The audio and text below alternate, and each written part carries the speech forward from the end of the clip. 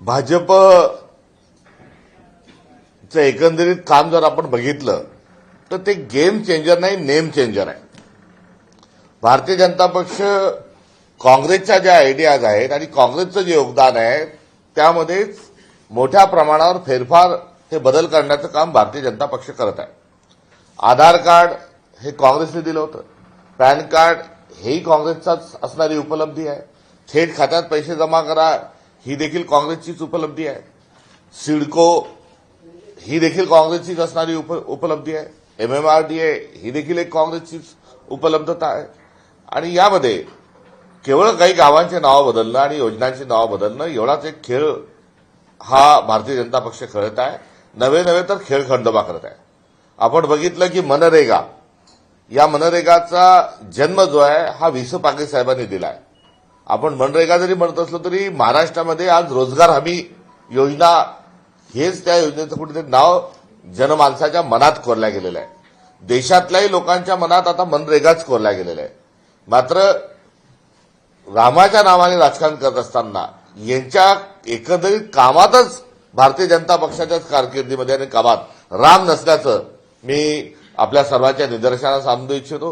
एखाद्या गोष्टीत तथ्य नसणं, एखाद्या गोष्टीत सत्य नसणं म्हणजे राम नसणं, ही परंपरेने जी शिकवण दिलेली आहे ती शिकवण ध्यानात घेता भाजपच्या कामातच काही राम नाही, शिल्लक उरलेला नाही, हे देखील या ठिकाणी सांगावंसं वाटतं. आणि हे सांगत असतानाच जो आजचा मूळ मुद्दा या पत्रकार परिषदेचा आहे, तर एकंदरीत सिडको नावाची एक संस्था काँग्रेसने स्थापन केली आणि त्यातून शहराच्या विकासाच्या अनुषंगानं महानगरांच्या परिसरामध्ये विकास करावा ही भूमिका आणि हे काम सुरू असतानाच मुंबईच्या परिसरामध्ये जमीन अधिग्रहण करण्याचं आणि त्या ठिकाणी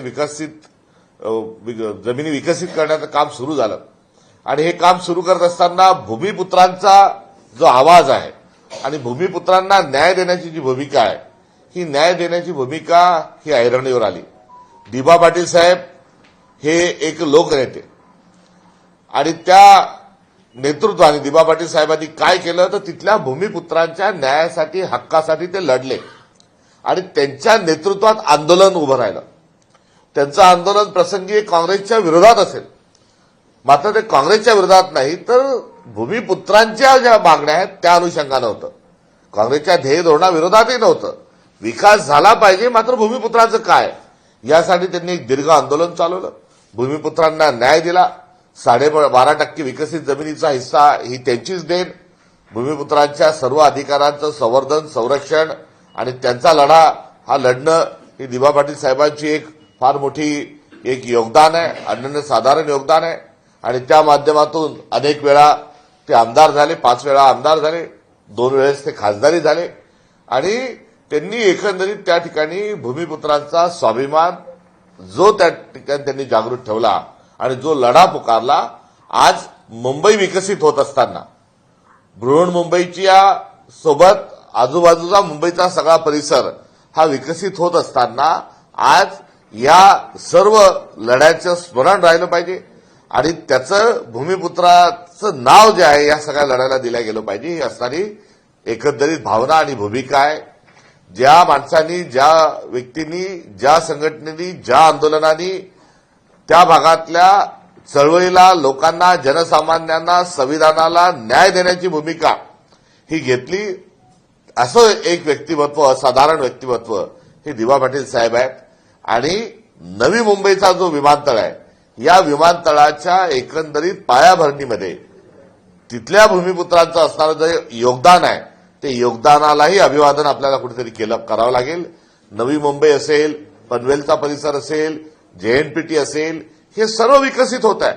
मात्र हे विकसित होत असताना ते कोणाच्या जमिनीवर झालं, इथला माणूस कोण होता, इथला भूमिपुत्र कोण होता, हे कायमस्वरूपी आंतरराष्ट्रीय स्तरावर, राष्ट्रीय स्तरावर आणि अर्थात राज्य स्तरावरही हे अधोरेखित झालं पाहिजे. हे नाव कोरल्या गेलं पाहिजे भूमिपुत्रांचं.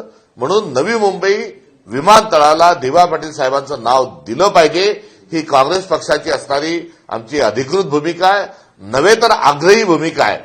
आणि या आग्रही भूमिकेच्या अनुषंगानं वारंवार आम्ही ही मागणी केली आहे. या मागणीला आमचा केवळ पाठिंबा नव्हे तर या मागणीसाठी आम्ही हवं ते करायला देखील तयार आहोत. तेव्हा या संपूर्ण पार्श्वभूमीची जी दुसरी बाजू आहे की भाजपला देवेंद्र फडणवीसांना आणि नरेंद्र मोदींना दिबा पाटील साहेबांचं नाव हे द्यायचंच नाहीये. महात्मा गांधींचं नाव एकीकडे दिलेलं नाव काढलं जातंय देश पातळीवर, तसंच आज लोकांच्या मनात असणारं दिबा पाटील साहेबांचं नाव हे देण्यामध्ये ते कुठेतरी कमी पडत आहे. एकीकडे काढला जात आहे, दुसरीकडे दिला जात नाही. हा जो भारतीय जनता पक्षाचा जो एकदम कुटील डाव आहे, त्यांचा हा जो कावा आहे, हा आपल्याला सगळ्यांना लक्षात घेतला पाहिजे. आपले मुख्यमंत्री हे फार गोडगोड बोलतात, मात्र त्यांचा हा कावा आहे की त्यांना दिबा पाटील साहेबांचं नाव हे द्यायचं नाही. देवेंद्र फडणवीस कावा न कळे ब्रह्मदेवा अशा आविर्भावात ते वावरतात, मात्र हा त्यांचा आविर्भाव आम्ही खपवून घेणार नाही. त्यांना दिबा पाटील साहेबांचं नाव द्यावंच लागेल. आणि देवेंद्र फडणवीसांचं कारस्थान काय आहे तर ते NM एअरपोर्ट अशा अनुषंगानं या एअरपोर्टचं ब्रँडिंग करायला लागलेलं आहे. जे विमानतळ जे झालेलं आहे, ज्यांना दिबा पाटील साहेबांचं विमानतळ आम्ही नामोल्लेख करतोय, या विमानतळाची जी कंपाऊंड वॉल आहे, कंपाऊंड जे घातलं जाते, ज्याला कुंपण घातलं जाते, तिथे NM अशा अनुषंगानं त्या सिमेंटवर नावं कोरल्या जात आहेत. जे उद्घाटन झालं, ज्या उद्घाटनामध्ये राष्ट्रीय सेठ अडाणी जी आले आणि तेच भाव खाऊन चालले गेले देशाचे पंतप्रधानांसोबत, त्या कार्यक्रमाचंही ब्रँडिंग हे NM नावाने झालं.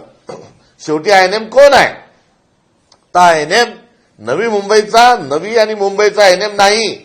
हा NM म्हणजे कोण तर नरेंद्र मोदी एअरपोर्ट हे नाव देण्याचा घाट, हा कुटील डाव, हा देवेंद्र फडणवीसांचा आम्ही साध्य होऊ देणार नाही. या एअरपोर्टला अजिबात कुठल्याच परिस्थितीत आम्ही नरेंद्र मोदींचं नाव देऊ देणार नाही. या एअरपोर्टला दिबा पाटील साहेबांचंच नाव द्यावं लागेल. हा सत्याग्रहाची भूमिका ही काँग्रेस पक्षाची आहे. आणि त्या अनुषंगानं आमचे सर्व महाराष्ट्रातील काँग्रेस पक्षाचे खासदार यांनी ही लोकसभेत मागणी केली आहे. पुढच्या आठवड्यामध्ये हे औचित्याच्या माध्यमातून किंवा शून्य काळामध्ये ही मागणी लोकसभेमध्ये हे उचलतील.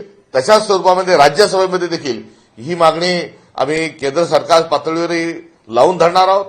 दुसरं 22 तारखेपासून जे सर्व भूमिपुत्रांच्या अनुषंगाने एकत्रित स्वरूपामध्ये सर्व पक्षीय आणि सर्व संघटनात्मक जे आंदोलन आहे त्या आंदोलनामध्ये आमचा सहभाग राहणार आहे. आणि इतप्पर जर हे नाव दिलं नाही तर रस्ता रोकोसारखं थेट विमानतळावर जाऊन नाव देण्याच्या अनुषंगानं नामफलकाच्या अनावरणासारखे आंदोलनात्मक भूमिका ही काँग्रेस पक्ष घेणार आहे. हे आज या निमित्तानं आम्ही सांगत असताना, याचा सुतवाच करत असताना जे आश्वासन देवेंद्र फडणवीसांनी दिलंय, देवेंद्र फडणवीसांनी वारंवार सांगितलं की दिबा पाटील साहेबांचं नाव देऊ. अरे मग देऊ सांगता तुम्ही देत का नाही? आणि ते सांगतात तसं करत नाही. त्यामुळे देवेंद्र फडणवीस हे गजनी आहेत, जे बोलले ते त्यांच्या लक्षात राहत नाही. त्यांनी सांगितलं की दिबा पाटील साहेबांचं नाव देऊ, अहो देत का नाही? तर देवेंद्र फडणवीस हे गजनी आहेत, त्याच्यामुळे त्यांनी देतो सांगितल्यावरही, दिबा पाटील साहेबांचं नाव देतो सांगितल्यावरही अद्यापपर्यंत देत नाही. तर त्यांना विसर पडलाय का? आणि त्यांना जर विसर पडला असेल तर आम्ही शंखपुष्पी त्यांच्या बाटली ही आंदोलनाच्या माध्यमातून द्यायची का? याचं उत्तर मुख्यमंत्र्यांनी कुठेतरी द्यावं, ही देखील आमची आजच्या या पत्रकार परिषदेच्या अनुषंगानं ही मागणी आहे. आपण सांगताय ते अगदी खरं आहे. दिवंगत बाळासाहेब ठाकरे साहेबांचं नाव या विमानतळाला दिलं जावं अशा प्रकारची देखील कुठेतरी मागणी होती काही नेत्यांची. तशा स्वरूपाच्या ह्या त्यांनी मागणी देखील केली होती. मात्र एक जनमानसाची आणि जनतेची असणारी जी भूमिका आहे आणि जनमताचा आदर करून आणि दिबा पाटील साहेबांचा जो संघर्ष आहे तो मान्य करून दिवंगत बाळासाहेब ठाकरेंचं नाव न देता दिबा पाटील साहेबांचं नाव हे त्याला दिलं पाहिजे असा महाविकास आघाडीचा जो एक निर्णय होता, तो निर्णयाच्याही मागे मी आपल्याला त्याचं स्मरण करून देऊ इच्छितो. त्यामुळे ही मागणी तत्वता ही काँग्रेसच्या काळामध्ये काँग्रेस घटक ज्या सत्तेत होता महाविकास आघाडीमध्ये ही त्यावेळेस तिथे मान्य होती. दिबा पाटलांच्या सोबत काँग्रेसचा असणारा जो संवाद आहे तो संवाद देखील मला आपल्याला लक्षात या ठिकाणी आणून द्यायचा आहे. आणि कुठेतरी स्थानिकांच्या भूमिपुत्रांचा आदर यामागे दडलेला आहे तेही आपल्या लक्षात आणून देऊ इच्छितो. आता राहिला राजकारणाचा भाग.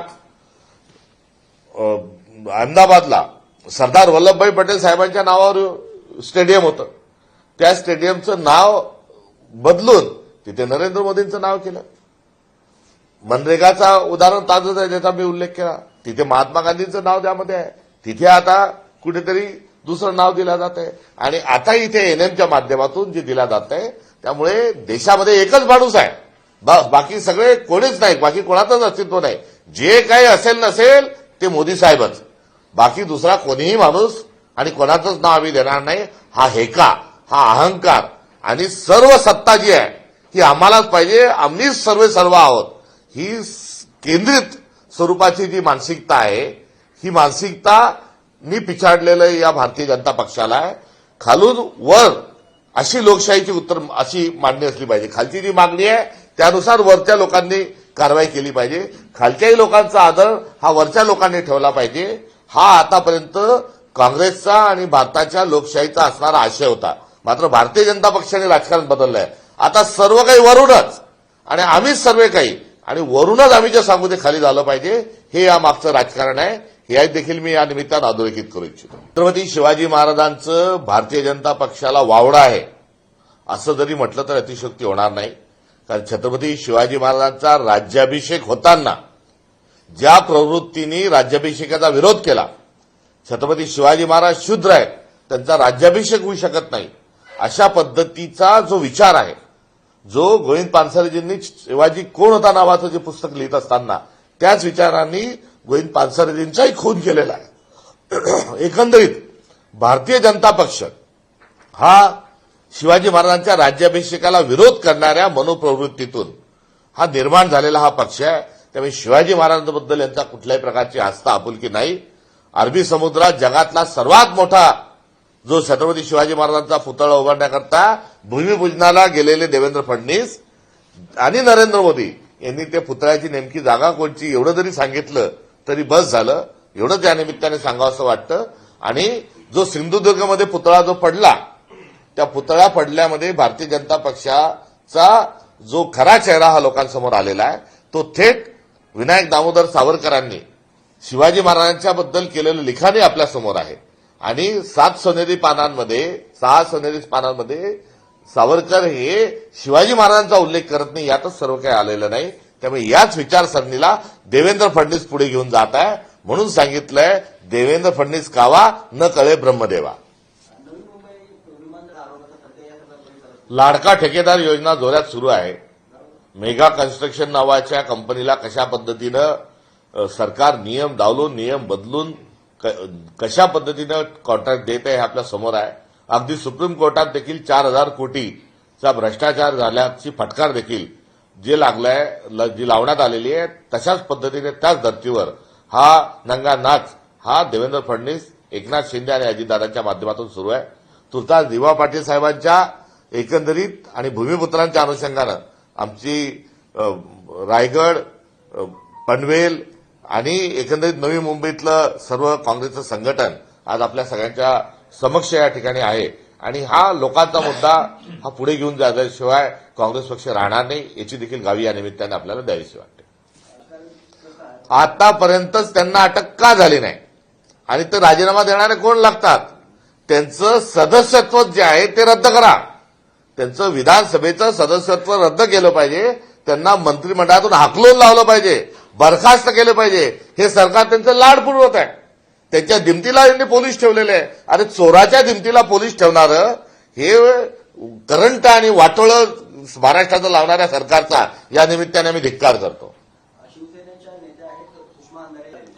या संदर्भामध्ये अंमली पदार्थाचा कारखाना हा एकनाथ शिंदे यांच्याशी थेट संबंधित व्यक्तीकडून आणि त्यांचे लागेबांधे असणाऱ्या जागेवर सुरू असल्याचा आरोप हा काँग्रेस पक्षाने रेड झाल्याच्या काही तासातच केला होता.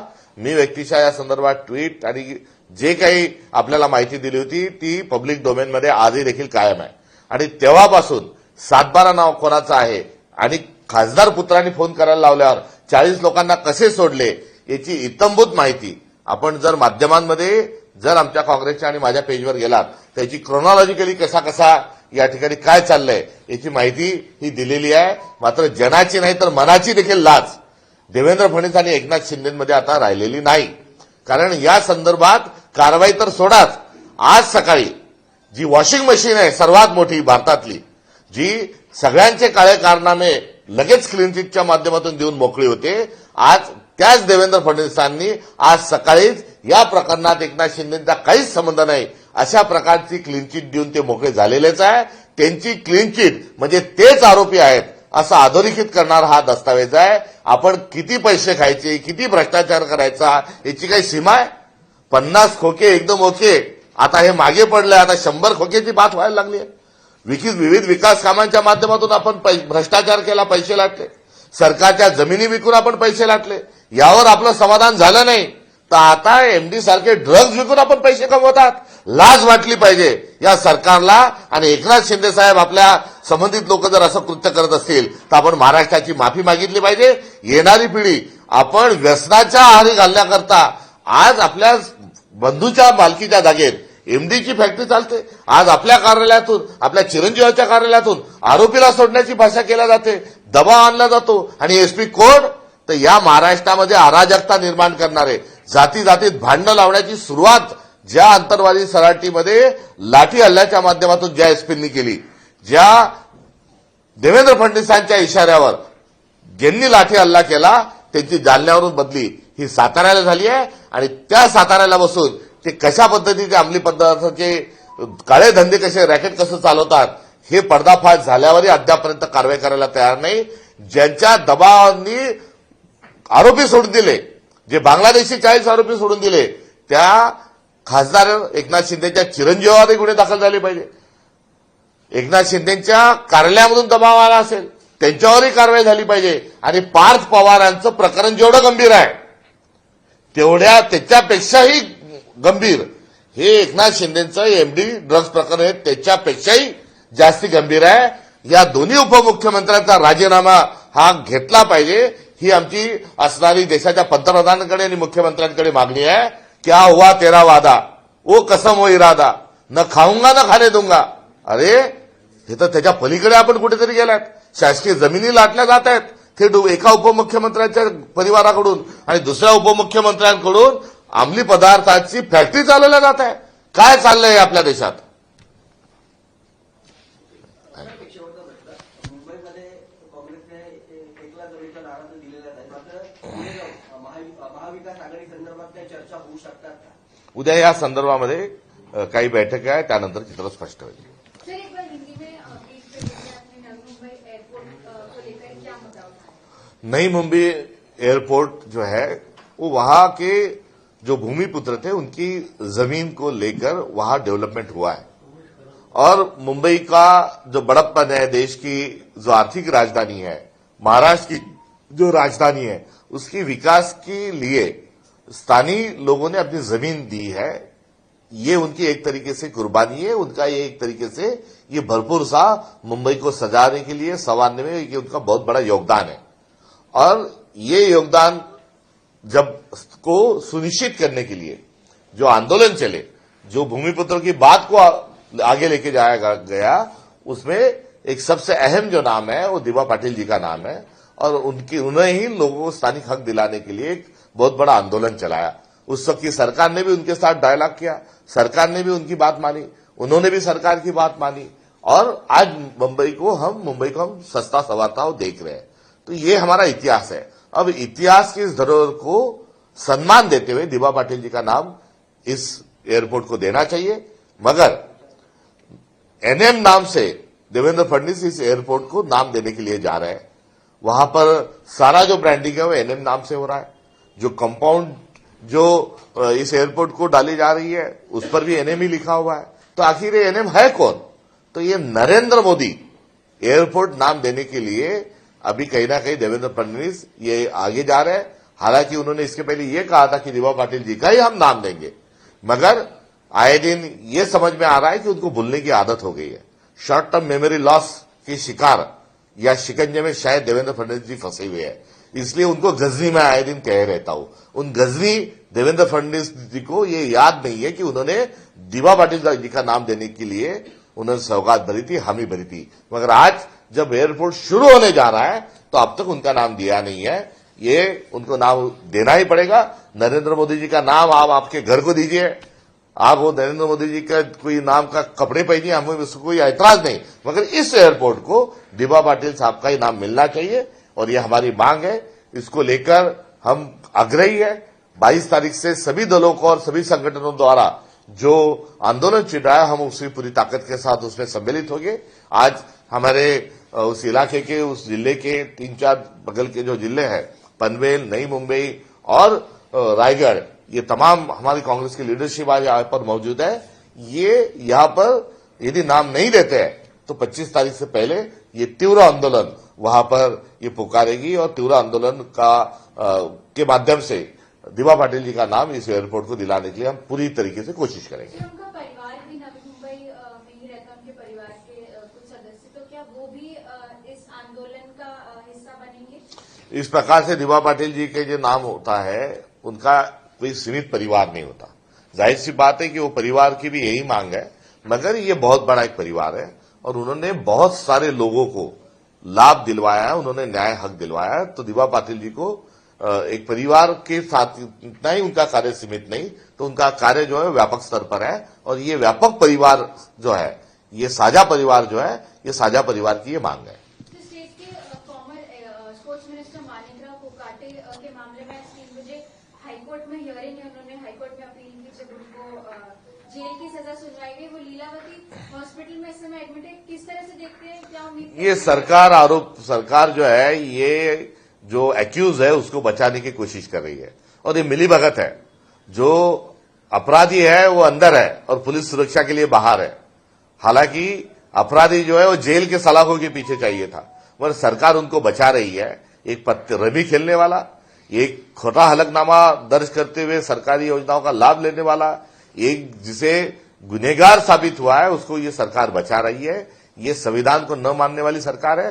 हालांकि ये मंत्री को तो कब का बर्खास्त करके मंत्रिमंडल से हकाल देना चाहिए था। आता प्रकाश आंबेडकरांसोबत तुमची आघाडी होती, मात्र आतापर्यंत काय उत्तर आलेलं त्यांच्याकडून आलेलं दिसत नाही. काँग्रेसला या सगळा वेळकाढूपणा किंवा अडकवण्याचा प्रयत्न तर नाही? नाही, या संदर्भामध्ये कुठल्याही प्रकारचं कन्फ्युजन नाही. काँग्रेस नगरपालिकांमध्ये ज्या पद्धतीने लढलो होतो तोच अजेंडा आमचा महानगरपालिकेमध्ये आहे आणि स्थानिक पातळीवर युती आणि आघाडी करण्याचे अधिकार आम्ही दिलेले आहेत. इंडिया अलायन्सच्या पार्टनरसोबत चर्चा करावी, तिथे आपण निवडणूक त्यांच्यासोबत लढावं. काही ठिकाणी आम्ही स्वबळावर लढत आहोत, काही ठिकाणी महाविकास आघाडीसोबत लढत आहोत, तर काही ठिकाणी आम्ही वंचित बहुजन आघाडीच्या सोबतही आमची चर्चाही सुरू आहे. नगरपालिकेमध्ये बऱ्याच ठिकाणी आम्ही वंचित आघाडीसोबत लढलो होतो. संभवतः महानगरपालिकेमध्ये देखील आम्ही बऱ्याचशा ठिकाणी हे वंचित सोबत आमची आघाडी होण्याची शक्यता आहे.